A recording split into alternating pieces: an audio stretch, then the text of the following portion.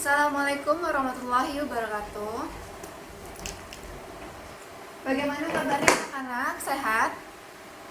Baik, kalau sehat, hari ini kita akan memulai pelajaran tentang hygiene dan sanitasi. Sebelum memulai pelajaran ini, alangkah baiknya kita berdoa terlebih dahulu. Silakan kepada Ica untuk pimpin doanya dulu. Siap, Rab. Baca doa mulai. A'udzubillahiminasyaitonirrajim. Bismillahirrahmanirrahim. Alhamdulillahirabbil alamin. Arrahmanirrahim. Maliki yaumiddin. Iyyaka na'budu wa iyyaka nasta'in. Ihdinas siratal mustaqim. Siratal ladzina an'amta 'alaihim ghairil maghdubi 'alaihim waladdallin. Amin. Oke, baik. Sekarang Ibu akan mengecek kehadirannya ya. Siti Nurhaliza, Hadir, Bu. Nurul Alisa, Hadir, Bu. Niken, Hadir, Bu. Dona, Hadir, Bu. Novi. Hadir, Bu. Oke, baik. Berarti hadir semua ya. Bagaimana kabarnya anak-anak? Baik, alhamdulillah. Yes, Allah Akbar. Semangat luar biasa. Wah, hebat sekali ya anak-anak semuanya, semangat. Oke, di sini kita akan belajar tentang hygiene dan sanitasi di bidang kecantikan.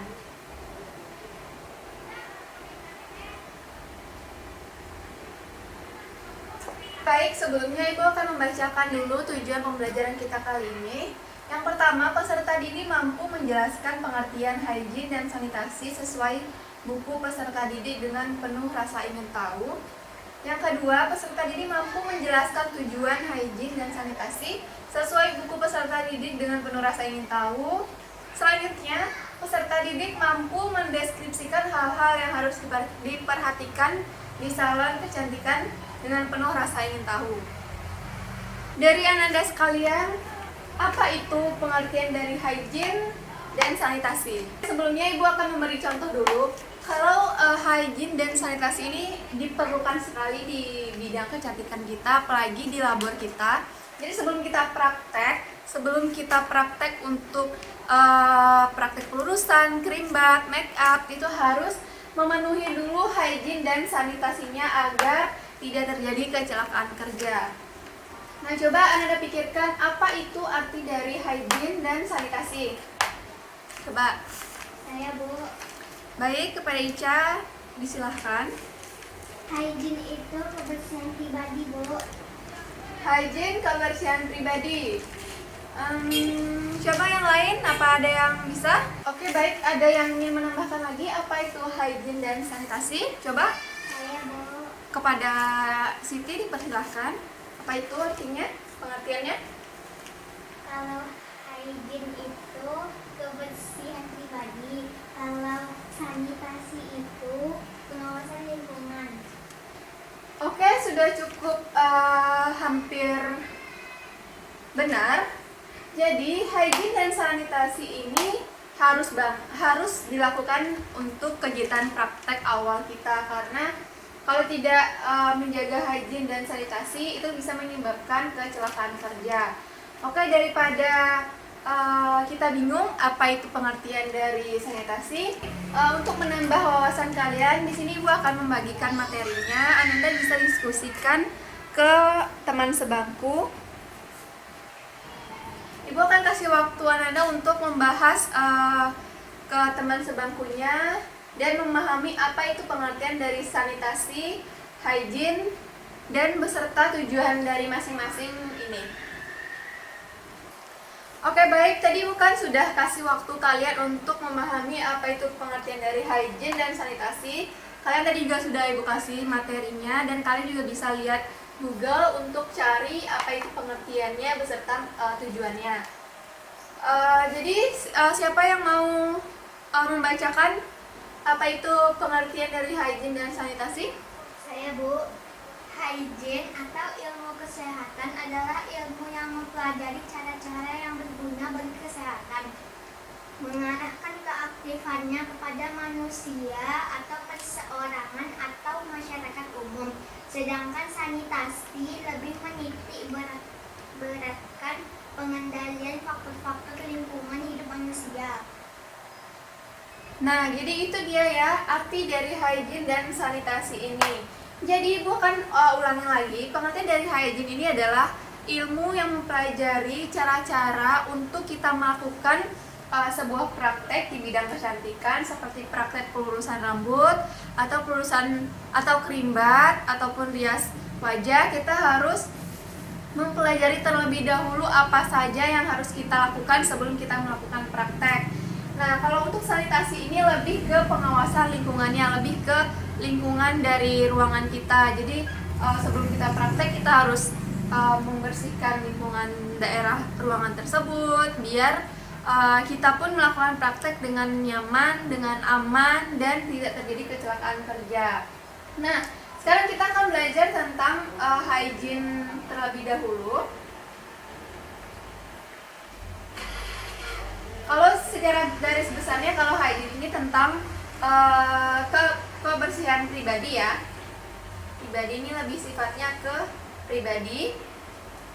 Nah, sebelum kita melakukan praktek, contohnya seperti praktek rias wajah, apa dulu yang harus kita lakukan sebelum kita melakukan praktek rias wajah untuk hygiene daripada praktek yang akan kita lakukan. Coba, siapa yang mau jawab? Saya, Bu. Coba kepada Bening, silahkan. Sebelum praktek, kita harus membersihkan diri dulu, seperti cuci tangan agar bersih.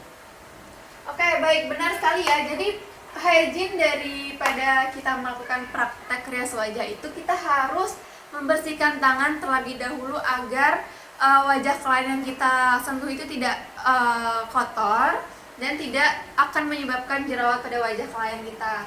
Nah, di sini Ibu akan menayangkan 7 langkah membersihkan tangan. Apakah anak-anak sudah tahu bagaimana 7 langkah membersihkan tangan ini? Belum. Oke, kalau belum, Ibu akan menayangkan sebuah video. Ini 7 langkah membersihkan tangan dengan baik dan benar. Jadi anak-anak bisa lihat di laptop Ibu. Ibu mohon maaf sekali dengan keadaan kita seperti ini, Ibu tidak bisa menayangkan InFocus. Jadi Ibu akan menayangkan di laptop aja. Kalian bisa lihat ke laptop Ibu ini. Tahu gak sih, jutaan kuman yang menempel di tangan kamu bisa menyebabkan berbagai macam penyakit. Biasakan mencuci tangan dengan air mengalir dan juga sabun. Langkah-langkahnya, yang pertama, telapak tangan. Gosok kedua telapak tangan. Yang kedua, gosok punggung dan sela-sela jari sisi luar tangan kiri dan juga sebaliknya. Ketiga, gosok sela-sela jari bagian dalam. Yang keempat, kunci jari-jari sisi dalam dari kedua tangan. Yang kelima, gosok ibu jari tangan kiri dan berputar dalam genggaman tangan kanan dan lakukan sebaliknya. Yang keenam, rapatkan ujung jari tangan kanan dan gosokkan pada telapak tangan kiri. Dan yang terakhir, bersihkan kedua pergelangan tangan secara bergantian dengan gerakan memutar. Dan setelah itu, kepingkan kedua tangan dan tutup erat dengan sikut atau bekas kertas tisu yang masih di tangan. Nah, oke, baik. Jadi itu dia penayangan tentang 7 langkah membersihkan tangan dengan baik dan benar. Nah, baik. Jadi tadi kan Ibu sudah menayangkan tentang video cara mencuci tangan dengan baik dan benar. Siapa di sini yang bisa mempraktekkan lagi apa saja tahap-tahap dari pencucian tangan dengan baik dan benar? Coba. Saya, Bu. Oke, silakan Siti maju ke depan untuk mempraktekkan cuci tangannya. Ya, silakan.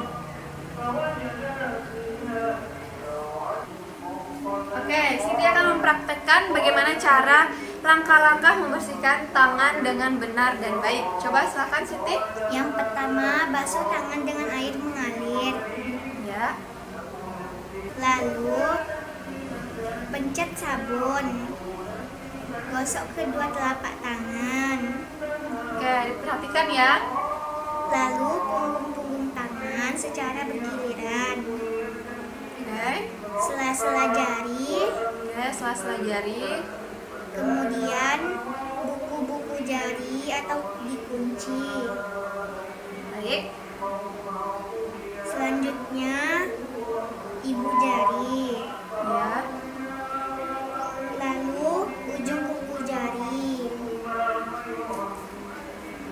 pergelangan tangan. Setelah itu basuh tangan dengan air mengalir, lalu matikan keran air. Oke, berarti sudah paham ya semuanya, Siti. Terima kasih, Siti. Silakan. Tadi Siti sudah benar ya mempraktekannya, mulai dari tahap pertama sampai tahap terakhir. Nah, yang pertama Anda harus melakukan pencucian tangan terlebih dahulu untuk melakukan praktek, apapun itu prakteknya di bidang kecantikan kita. Nah, cara 7 tahap tadi Anda harus pahami agar tangan kalian itu juga lebih bersih dalam melakukan praktek. Nah, selanjutnya untuk sanitasi ini kan lebih ke pengawasan lingkungan. Jadi Ibu akan memberikan contohnya. Untuk sanitasi ini bisa tentang kebersihan dari lingkungan labor kita ataupun praktek kita, tempat praktek kita. Contohnya, kalau kita akan melakukan praktek kerimbat, untuk sanitasinya kita harus membersihkan ruangan area kerja untuk melakukan kerimbat. Contohnya seperti pembersihan ruangan praktek kita, terus tempat bak penyapuan itu harus bersih, terus juga airnya harus dicek terlebih dahulu, harus air yang mengalir dan airnya bersih, tidak warna coklat atau kecoklatan gitu atau tidak berbau. Nah, selanjutnya ini untuk stop kontak. Jadi sebelum melakukan praktek atau kita menghidupkan hair dryer, kita harus terlebih dahulu memperhatikan apakah listrik itu aman atau tidak, karena kalau terjadi konslet itu akan menyebabkan kecelakaan kerja. Kayak gitu ya, itu contoh dari hygiene ataupun sanitasi. Nah, selanjutnya Ibu di sini akan menjelaskan tentang tujuan hygiene dan sanitasi. Nah, kalau untuk tujuan dari hygiene ini adalah terciptanya kondisi kita terlihat lebih bersih, aman, nyaman, dan sehat. Terus mencegah timbulnya penyakit menular, mencegah atau meminimalisir terjadinya kecelakaan kerja. Nah, kalau tujuan dari sanitasi ini untuk menjaga kebersihan lingkungan kita, untuk menjaga kebersihan ruangan praktek, atau menjaga ruangan labor kita.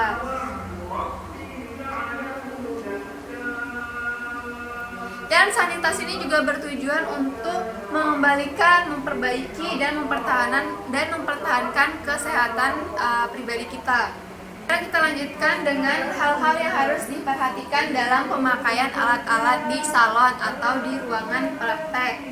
Nah, siapa yang tahu hal-hal apa saja harus kita perhatikan agar tidak terjadi kecelakaan kerja?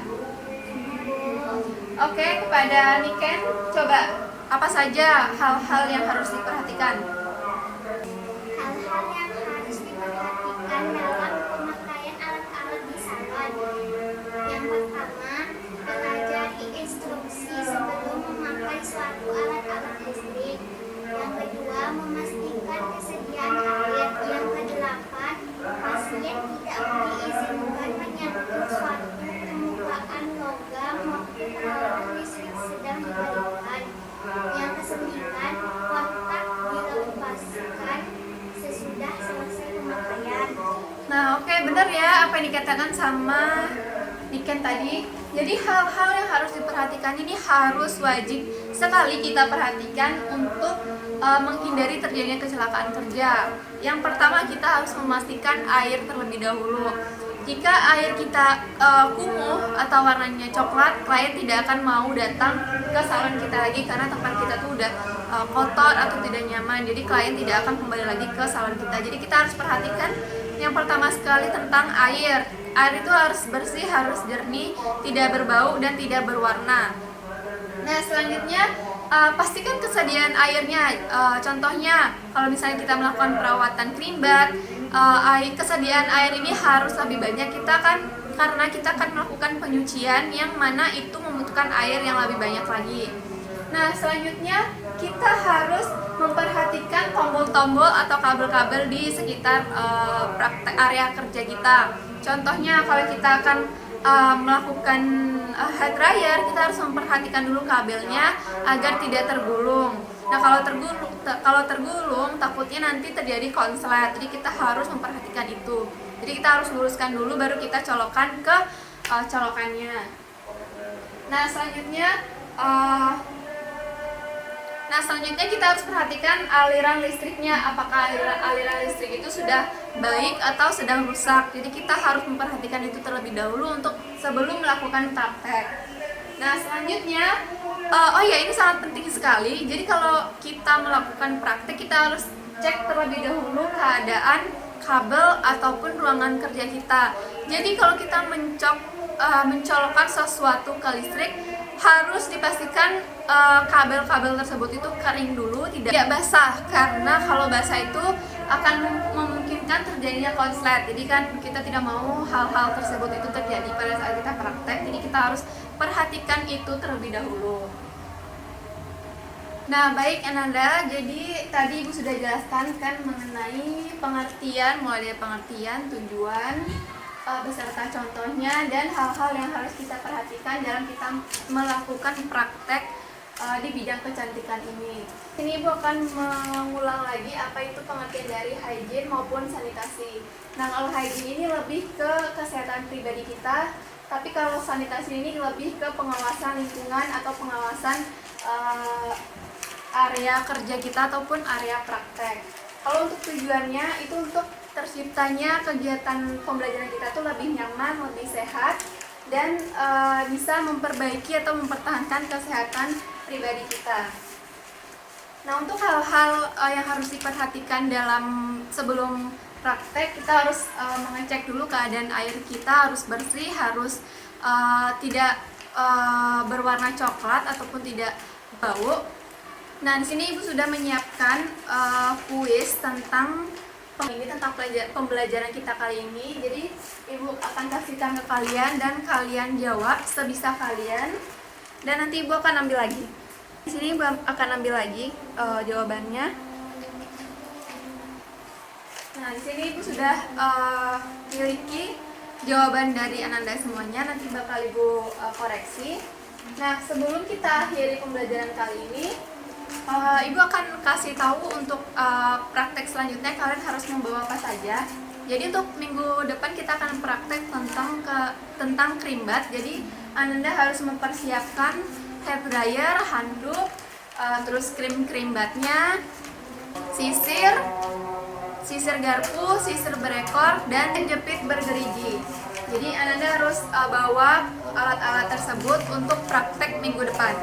Oke, kita akhiri saja pembelajaran kali ini. Semoga Ananda semuanya bisa memahami apa yang sudah Ibu jelaskan tadi. Ibu akhiri, wassalamualaikum warahmatullahi wabarakatuh.